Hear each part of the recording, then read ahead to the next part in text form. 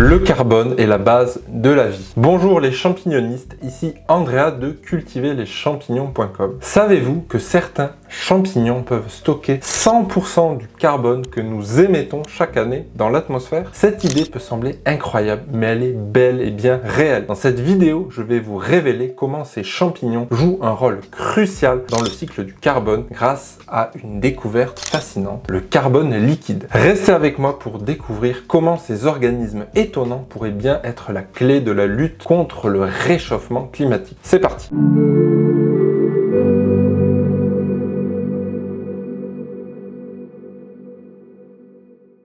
Tout d'abord, nous allons parler du cycle global du carbone. Le carbone est un élément chimique qui est essentiel à la vie sur Terre. On le retrouve principalement sous forme de CO2, mais pas uniquement. On le rencontre aussi dans toute la complexité des molécules qui forment le vivant, vous, moi et les champignons. Alors le carbone dans le monde. Le carbone, il est présent dans toutes les sphères de la planète. Les données massiques, donc la masse que je vais vous donner, sont exprimées en gigatonnes, ce qui équivaut à 1 milliard de tonnes. Voici où vous trouverez du carbone sur Terre. Tout d'abord, dans l'atmosphère, principalement, donc je vous l'ai dit, sous forme de CO2, nous en trouvons 600 gigatonnes. Dans l'hydrosphère, sous forme de CO2 dissous, on en compte pas moins de 39 000 gigatonnes. Dans la lithosphère, c'est là où on en retrouve la plus grande majorité, sous forme de carbonate, donc inactif, qui est piégé dans la roche, soit environ 70 millions de gigatonnes. Et aussi sous forme de carbone fossile, donc ce qui représente l'essence,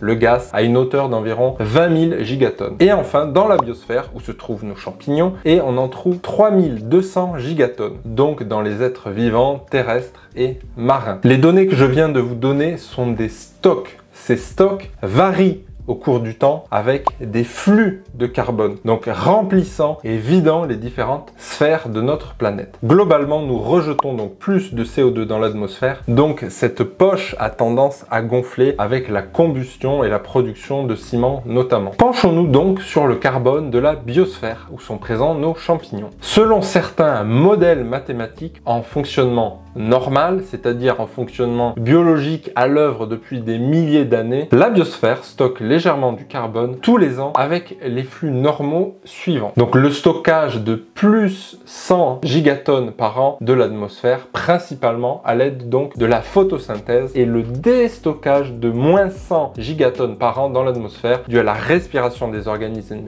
vivants et à la fermentation et décomposition de diverses matières organiques. Et enfin, on récupère 0,01 gigatonne par an avec la fossilisation de la matière organique au niveau du sol. Hélas, actuellement, dans la biosphère, cet équilibre n'est plus positif, mais négatif, donc on rejette davantage de CO2 avec l'exploitation des terres agricoles, amenant à un déstockage annuel de 1,8 gigatonnes dans l'atmosphère. Mais nous allons voir que dans cette vidéo, une donnée extrêmement importante n'est pas prise en compte. Parlons donc du rôle des champignons dans le cycle du carbone. Donc on le sait, hein, les champignons, ils sont à la base de nombreux écosystèmes terrestres. Plusieurs types de champignons sont impliqués donc directement ou indirectement dans le cycle du carbone et son stockage. Voyons donc le rôle des champignons saprophytes dans le cycle du carbone. Donc les champignons saprophytes lignivores sont des espèces qui consomment de la matière organique morte comme des troncs d'arbres, des souches, des branches ou encore des feuilles dans la litière forestière. Mais pas que, ça peut être également dans les champs. Ces matières sont riches en molécules carbonées comme la lignine, le cellulose ou l'hémicellulose. Les champignons décomposeurs sont capables, à l'aide de leurs enzymes,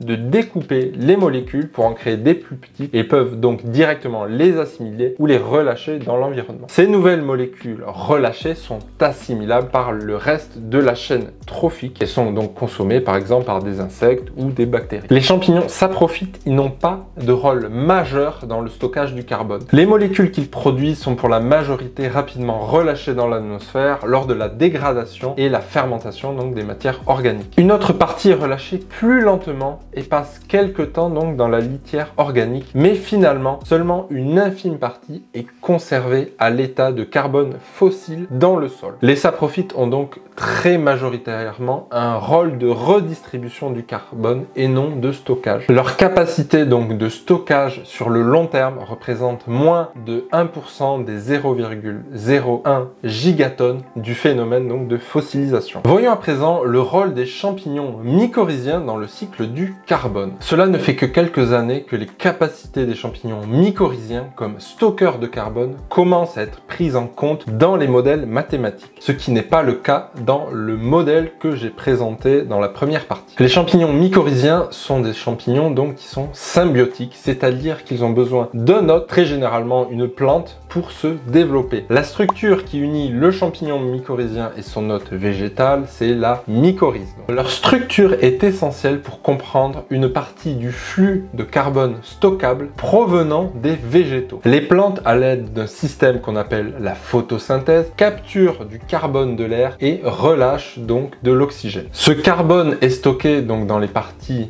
dures de la plante comme le tronc, les branches, mais il arrive également jusqu'aux racines sous forme de sucre, qui sont donc des molécules principalement carbonées, donc qui servent également à nourrir les champignons. Une partie de ces sucres permet de constituer donc la structure du champignon, que ce soit le mycélium au niveau du sol ou bien les sporophores, les fruits donc à sa surface. En échange de ce carbone dit liquide, le champignon offre nutriments et protection à la plante. Le flux de carbone des plantes aux champignons mycorhiziens représente aujourd'hui 13 gigatonnes de carbone, donc environ 13% de ce que stocke la biosphère chaque année. Lors de ces transferts de carbone liquide aux mycorhiziens et aux autres micro-organismes symbiotiques, un autre phénomène se met en place, c'est l'humification. Les exudats racinaires des plantes et du reste de micro-organismes carbonés du sol se transforment rapidement en molécules très stables, formant donc de l'humus pouvant perdurer durant des centaines d'années. Les champignons mycorhiziens sont très impliqués dans la pédogénèse, c'est-à-dire la création, la formation du sol. En effet, ces composés carbonés ne sont pas dégradés ou très difficilement par la vie du sol et constituent en fait un véritable puits de carbone qui n'est non pas sous-estimé mais complètement ignoré des vieux modèles mathématiques de stockage qu'on a actuellement, comme celui que je vous ai présenté dans la première partie.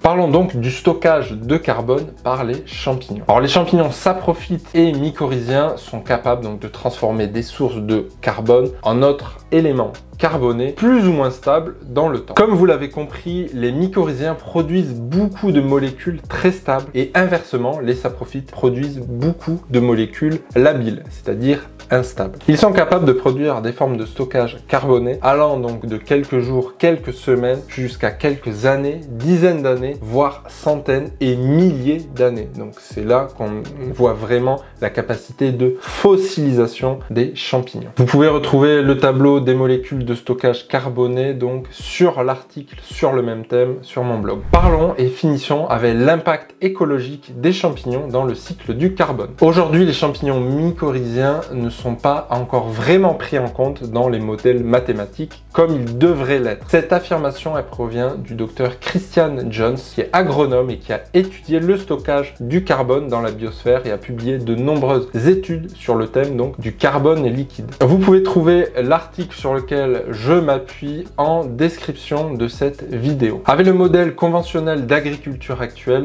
un hectare de champ est capable de stocker en moyenne 1 tonne de carbone par an. Pourquoi seulement 1 tonne de carbone? Eh bien parce que dans les champs dits conventionnels, la majorité des champignons qui sont impliqués dans le cycle du carbone, ce sont des champignons saprophytes qui dégradent la matière organique et qui la renvoient dans l'atmosphère sous forme de CO2. Dans ces champs, il y a également des champignons mycorhiziens, mais en faible quantité. En effet, comme vous le savez, pour pouvoir perdurer, ces champignons, ils ont besoin d'une plante hôte. Or, l'agriculture conventionnelle n'intègre pas ou peu ce facteur. Généralement, une fois qu'une culture est plantée, elle est récoltée, puis le sol il est retravaillé pour implanter la culture suivante. Ce système ne permet pas l'implantation de champignons mycorhiziens sur le long terme. À partir des découvertes du Dr Jones, une autre forme d'agriculture renaît peu à peu, l'agriculture de conservation des sols. Je dis renaît car cette agriculture elle existe en réalité depuis 1930. Les principes de cette agriculture sont les suivants. Alors tout d'abord, travail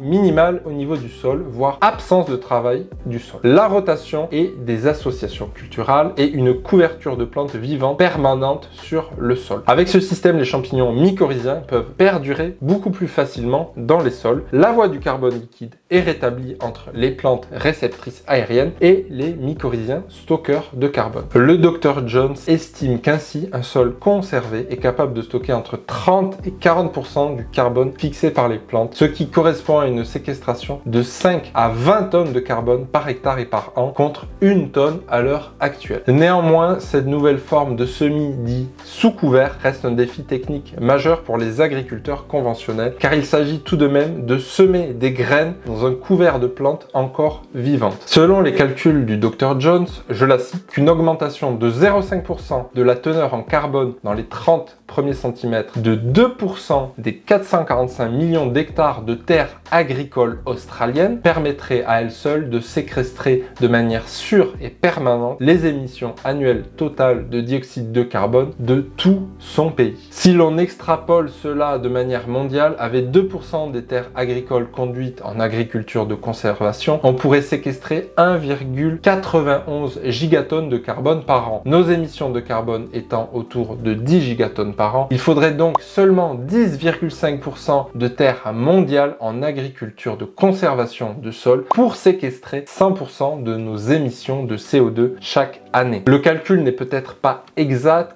mais il vous donne en tout cas un ordre de grandeur de l'effet à produire qui est possible, mais malgré tout pas mince. L'agriculture de conservation permet également, en conservant sa structure, de capter davantage d'eau dans les sols et grâce aux champignons mycorhiziens, donc de lutter efficacement contre le stress hydrique en cas de sécheresse et de capter et de relâcher davantage de nutriments. En espérant que cette nouvelle voie de séquestration du carbone soit la norme dans quelques années pour le climat, mais aussi pour l'agriculture, car le bonus de cet exploit est une production alimentaire bien plus sûre et bien plus rentable. Voilà, c'est tout pour cette fois, les myciculteurs. Si vous souhaitez tenter de cultiver vos premiers champignons comestibles, ça profite. N'hésitez pas à télécharger gratuitement l'e-book pour débuter. Le lien est disponible en bas dans la description. Comme d'habitude, n'hésitez pas à commenter, à liker, à vous abonner et à partager la vidéo si elle vous a plu. Merci beaucoup de l'avoir regardé et moi je vous dis à la prochaine les myciculteurs.